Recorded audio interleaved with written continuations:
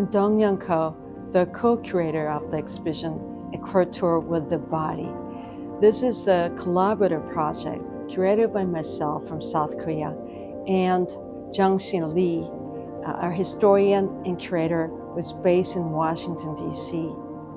This project is supported by the grant from the Korean government through COFIS. It is held throughout 3 different locations of Washington area. First, Corcoran School of Arts and Design, and second, Korean Cultural Center, Washington, and third, Hillia International Arts Center.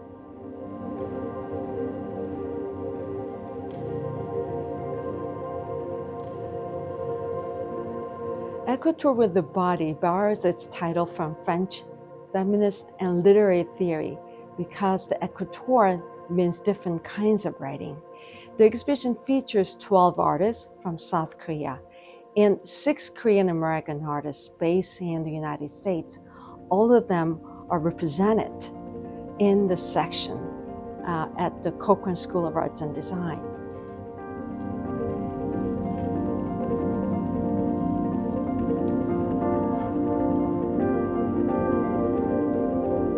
The first section of the exhibition presents works related to women's art and writing that comments on the literary tradition during the Joseon Dynasty, an era dominated by male intellectuals.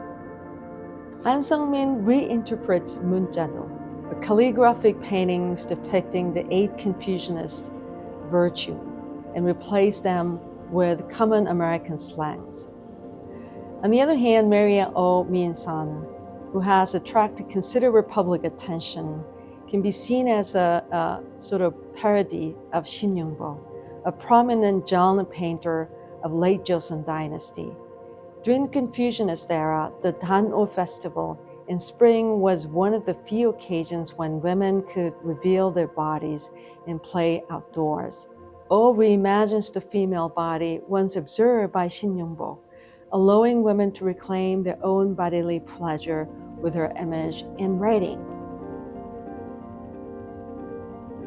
Lee Suk-young is a ceramic artist well known for her participation in Monstrous Beauties, an exhibition recently held at the Metropolitan Museum of Art in New York. In her video work, she has a blind woman singer who's singing jeonga, a traditional form of song once reserved for the yangban, the aristocratic class of the Joseon Dynasty. This compelling performance was first presented at the 1214 Venice Biennial, where 2 male bodybuilders carried the performers as if bearing a queen. Another work that subverts the traditional image of man as creator and women as mere assistant is by Kim Ji-pyong. Her piece features an ornate frame called 장흥, which in its original form served only as a decorative border. By burning or leaving blank the middle area for calligraphic and pictorial depiction, the artist invites us to reimagine the unseen hands of women who once embellished such frames with the silk and her craftsmanship. Through this exhibition, I sought to introduce the history of Korean women's writing. The work by Yoon Sun-nam, an artist represented in the Tate collection and a pioneering figure in Korean feminist art since the late 1980s, was belonged to the Smithsonian collection. Yoon's piece references 규원가, song kept in the inner chambers, written by Hanan Seon, a brilliant 16th century female poet, often regarded as the Virginia Woolf of Korea. Yoon inscribes Ha's poem within the painting itself and stages a scene in which she receives the words, embodying the voice of women confined within their own room, as the title 규원가 literally suggests. Moving into the contemporary period, artist Jung Jung-yeop, known for her depictions of beings, presented a collaborative work created with the poet Kim Hae-sun. On the surface of a century-old mural from a broken glass table, Jung inscribes Kim's text, "All things remembered." In this work, water and beans become vessels of countless joyful and sorrowful moments and memories. The dressing table, traditionally a woman's private space for self-care, it also a place where documents and jewelry were kept, symbolized both the limits and the resilience, even destructive power of femininity.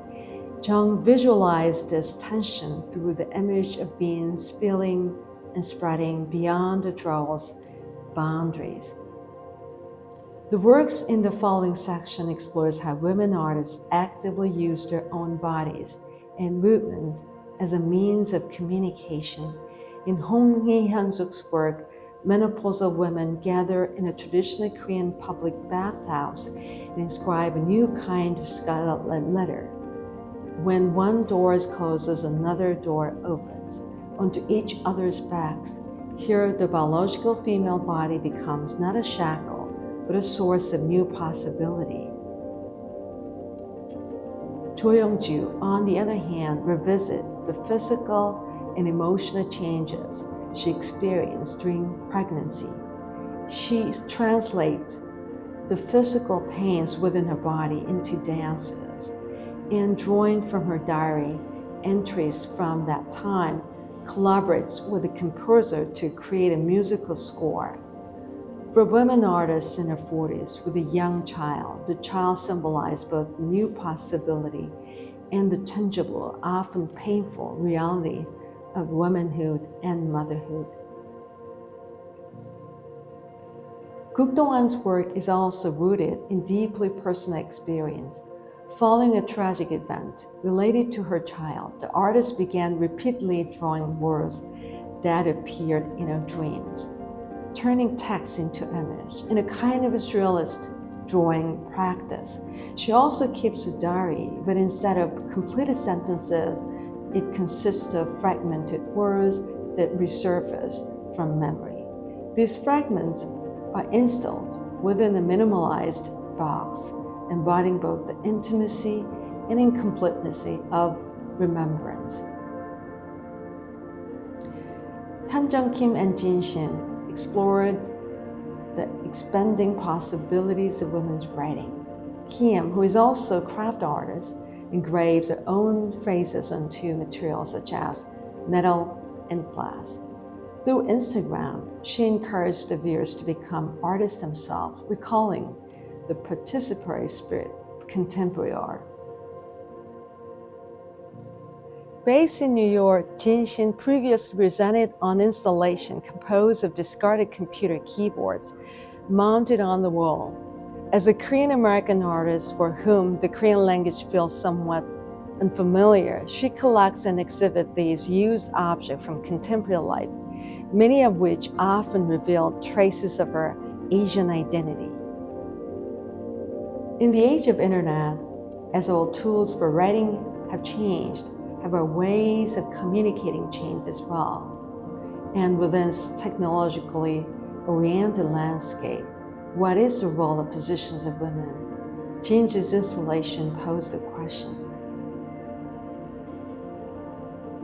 The final section of the exhibition addressed the state of Korean Americans, Koreans as outsiders or diasporic beings.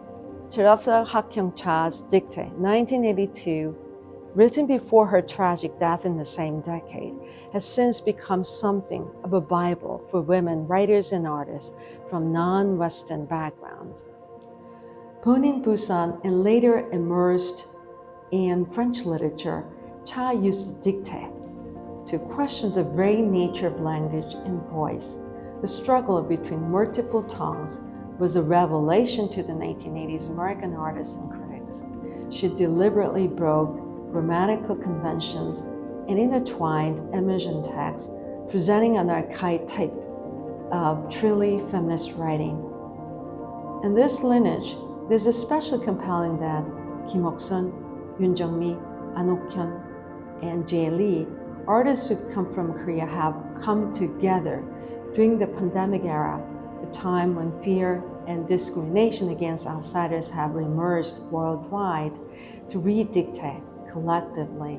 They both translated it into Vietnamese, German, and African languages, weaving into their own works.